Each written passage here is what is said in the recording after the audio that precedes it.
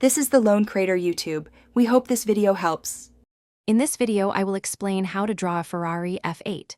First, let's lay down the foundational lines. Start by lightly sketching a long, low rectangle to define the car's basic footprint.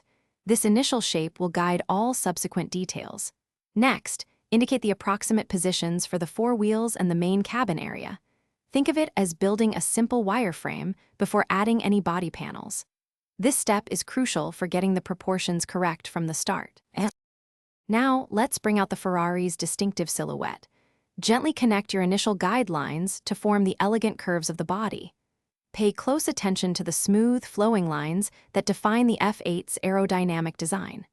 Carefully draw the prominent wheel arches, ensuring they have a dynamic, powerful feel.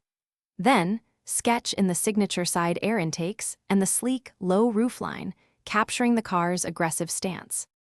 With the main body in place, it's time for the details that make it a Ferrari. Focus on the headlights, giving them their characteristic sharp, modern shape. Then, move to the rear and draw the iconic twin taillights.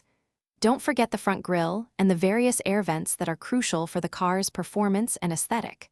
Finally, add the side mirrors and some subtle panel lines to give your drawing more depth and realism. For the final touches, let's focus on the wheels. Carefully draw the spokes and the brake calipers visible behind them, adding a sense of motion and power. Next, begin applying light shading to give your Ferrari F8 depth and volume, emphasizing its sculpted surfaces. Remember to check the description for a link to the Oala water bottle and other great deals.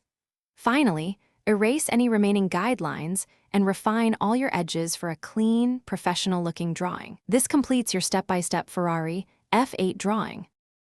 Thanks for watching. Consider subscribing if we helped you.